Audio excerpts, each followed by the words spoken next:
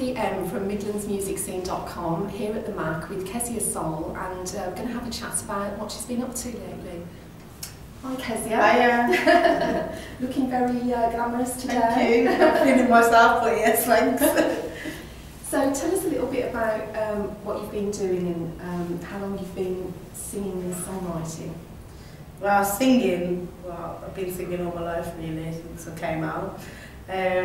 But I say I've been pursuing my career as a singer for the last 5 years now, and I've recently just joined a band. Well, not recently, 2 years ago, Genius Collective, who you might already know. Touring around the UK, London, Bristol, and New York. I've been with them 2.5 years now. So the last 2 years, that's when we started touring around. We started off in Birmingham. I think our first gig was at the Bull's Head, which was a great response. And then I think that was like the wow factor. Genius Collective is going somewhere, to be fair. And because when I saw you, it was your launch of your CD at the Yardbird. Oh yeah, how did you find that? Absolutely amazing. Yeah, it went well. It went well. It wasn't probably the best venue to have, but it did. The response that we got, we sold a few CDs. So yeah, that went really well. How would you describe your music? My music? I'm very versatile, to be fair. Like, I like to dip in and out of a lot of like different genres. But my preferred kind of, my style, let's put it, is more on a neo-soul, kind of jazz, even a bit of interpreted hip-hop even. I like my blues as well, but then I also like my R&B, so I'd say my music is quite versatile. I couldn't really put a stamp on what genre it is, to be fair, right now. So when you were with Genius Collective, did you feel that you had that showcase to actually show what the music was feeling for you? Is that why you sort of moved on now from Genius Collective? Yeah, definitely that, but one thing with Genius Collective, which I'm blessed about, is that they've actually brought out who I am, because before that, I didn't really know of what sort of style. To be fair, I wasn't that confident on stage before I met Genius Collective, and I've come away with that now, do you know what I mean? And the different styles of music, working with the whole band, there was a 7-piece band, the whole of us all come from different cultures and different genres of music, and it was just nice to collaborate all those sounds and styles together and kind of learn from them as well. Yeah.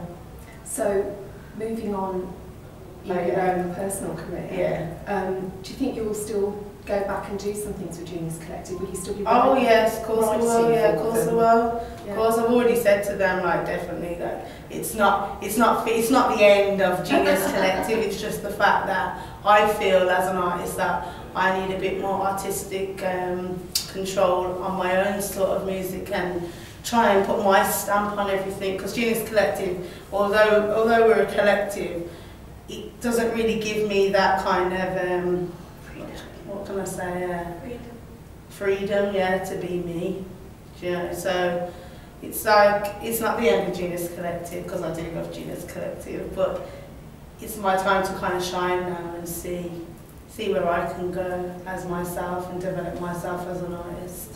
You've got a really strong, powerful, soulful voice. That's obviously coming from within you. Yeah. And your writing shows that as well. Have you had any training? Because I know you're from a musical family. No, I've had, to be fair, people ask me this, and I actually want vocal training, because I reckon if I did have vocal training, I'd probably be a bit better, more controlled, as I can say, more controlled, because I find at times it's like I can hit notes and stuff, but I might hit them, I might have the off day where I don't know how to hit them that day, do you know what I mean? So I would like, but no, coming back to that, I haven't had any vocal training, but how I started was, my mum signed up for a gospel choir, and I wasn't really too sure at the beginning, but I thought, well, I might as well try it out.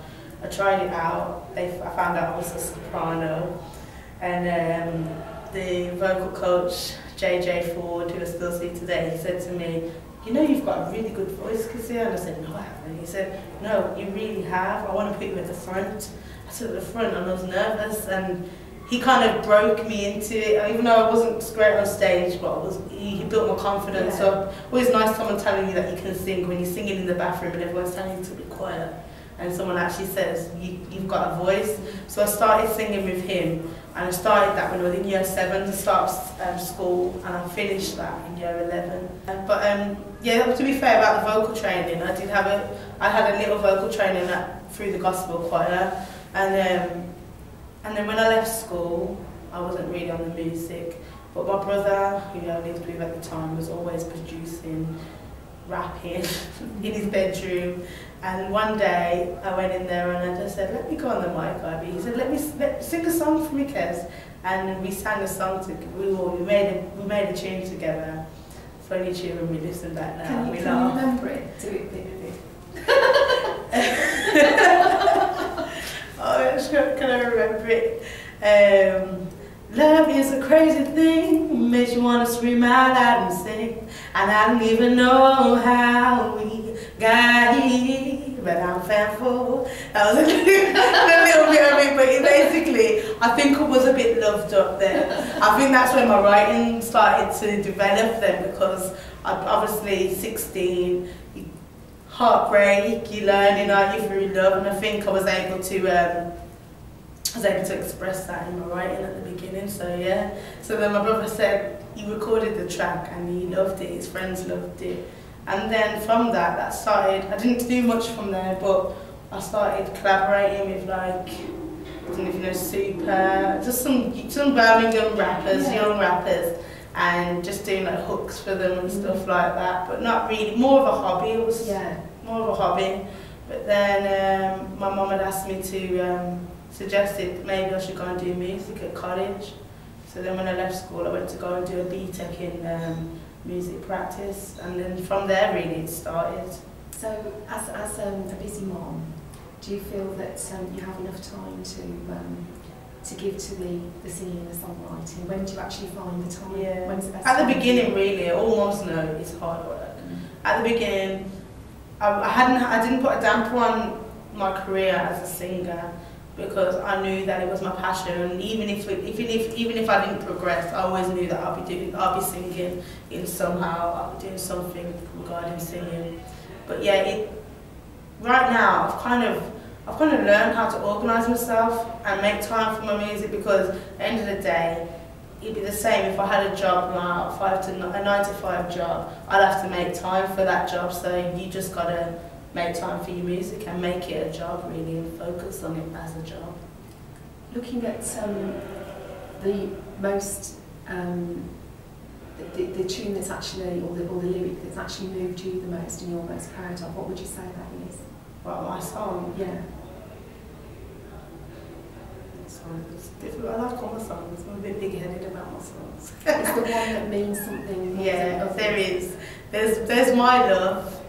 I wrote that song when I was totally head over heels, and every time I sing it, even though it's not the same now, but every time I sing it, I still get that same feeling back, and I watch the audience and they still feel it, and that's the best thing about it. When you sing a song and you see the audience actually feeling your song and coming to you and say, I've just had tingles across my arm, my hairs are standing up, that just makes you proud of your songs, because that's what songwriting is about. It's about touching the soul, isn't it?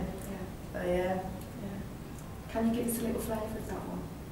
Give you a flavour, okay. I know that you thought that I purposely tried to hurt you and cause you pain. Well, baby, I'm so sorry, I didn't mean to hurt you. See, I caused myself pain. You are my love, you are that guy that I could spend my whole life with, do all those things they never do. Wow. There's a little taste, there's not all of it. In the presence of greatness. Thank you. When you look at your reviews and you read them, what's been the ones that have sort of given you a tingle? Gosh, like the Amy Winehouse cover that I've done, I can't believe the response that I got off that. That was just me doing a song that at the time it related to me so much that I just said, you know, I'm going to sing this song just to get whatever I'm feeling out of me. And I sang it, and even the way that it was, even the whole arrangement of the song wasn't planned. Which song is this? It's the, this is the strong Amy Winehouse tribute. Stronger Than Me with Genius Collective. You did that the other night with the ladies. Yeah, we did that, yeah. But the version that we've got on the YouTube is just total chilled out, kind of, it's quite chilling actually, like, one of the comments said to me, oh, it's haunting, but I can't get enough of it. So that's nice. And then another one said to me, I'm listening to it and I've got chills down the back of my spine. Which was a nice comment. Can't believe you're not famous. The ones I'm like, I don't know. But I have had a comment on there. I haven't had much bad comments, but I've had a comment saying not as good as Amy, which I totally agree, because she's one of my idols. So I'm not trying to be Amy. Yeah. I'm trying to be Kezia. Yeah. Do you know what I mean? So I'm trying to keep it as real as I can. Yeah. What other artists do you? Not mirror yourself on, but other artists that you like to listen to yourself? I like Lauryn Hill. I love my old school singers like Nina Simone, Billie Holiday. Only because I'm very influenced off them. Yeah. And I like my reggae as well. I like Bob Marley, of course. Sade. There's loads of artists. Jill Scott, Floetry. Andrea Tirani, I can't say her name and I like her. Andrea Tirani, better cut that one. Adele's a good singer and she's a brilliant singer. So, one of the next things I was going to talk about was actually how performers can actually get noticed and spotted, and you're just doing the open mics. Yeah, definitely. I say as an artist, if you can, you just get out there as much as you can. Get your face, even annoy people. Even if people tell you that you're not great, get yourself. If it's something that you want to do, get yourself out there, because that's the only way you're going to get noticed when you're out there. You ain't going to get noticed to recording loads of tracks in your house and not doing nothing. It's about people knowing your face and knowing who you are. So my main advice is to get out there. So I think we've covered most of the things that we were going to talk about in your previous experiences and where you're going at the moment. What about what you want to do in the future? What I want to do in the future? Where do you want to get to? Obviously, I just want success. Even if that means being a successful singer that maybe isn't worldwide and everywhere on the papers, but is doing extremely well in what she loves to do. That's what I want, do you know what I mean? Like, yeah, I've said this, 2014, fingers crossed, George Holland, so that's what I want next. What's that? I want to be on George Holland. Jules. You mean Jules Holland? Yeah, I say Jules Holland. What did I say? Jool. Jules Holland. Yeah, that's where I want to be. Fantastic, yeah. That's my aim. Yeah. If I'm thinking, even if it's a big aim, people might disagree with me. You got to aim higher. Aim for where you want to get to. Exactly. Yeah. But what's really exciting at the moment, I'm doing a project called The Twins with my brother, Ives, who was SAS producer, which is like a collaboration from the collaboration of the two of us, where he's produced all the music, mixed it. He's also singing on a few of it and rapping, but mostly a few tracks of mine that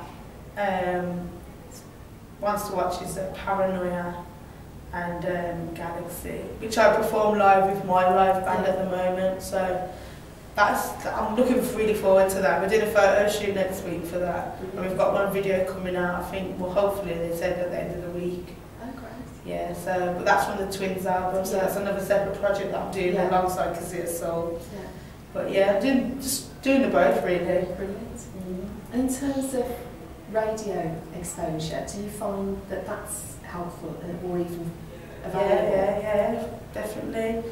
I'd say I'd say if I wouldn't go on there. Like, I know a lot of people are scared to put their tracks up on radio that aren't finished, but I say that it's the best way to exposure for you. Like, even if, like, a lot of DJs have asked me in the past, like, oh, can we have your music? And I've said, no, it's not ready.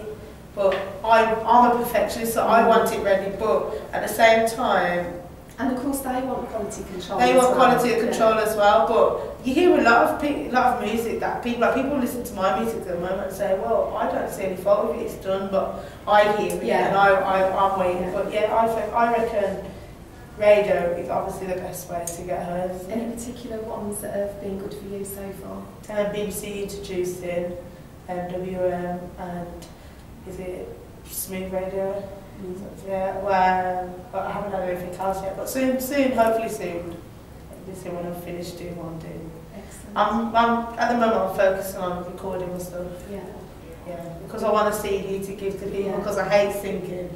People say, Kez, where can I find your music? And I haven't got it, but so it's in the working process now. So, if people want to listen to your music, how can they get hold of it? They can find me on YouTube as Kezia Soul, SoundCloud Kezia Soul. And best thing to do though is follow me on Twitter at Kezia Soul, because then I can keep you all up to date with what I'm doing and what's coming out and how to get it and whatnot. So Twitter is your Twitter at the moment, preferred content, Why do you like Twitter so much? Oh, Twitter fan. I like being nosy, I suppose. you get to be nosy, and plus it's a great networking opportunity. Do you know what I mean? Because all you have to do is follow, and if they follow you back, then you can conversate. Do you know what I mean? It's no harm in saying, do you want to make a track? If they say no, don't they? So yeah, I think a great way to network, Twitter, better than Facebook. But Facebook's always also good because obviously it's friends, do you know what I mean? Yeah. Twitter's more like a more social acquaintances, isn't it? Okay. Well, I can't wait to see what's going to come out from this new CD. Have you got a name for it yet? It's just called Kezia Soul. And well, there's two. There's Kezia Soul coming out, and then the twins. The twins, which is the project. Me and my identical brother. Thank you very much for spending time with us today, and hope to see some great things from you in the future. Thank you.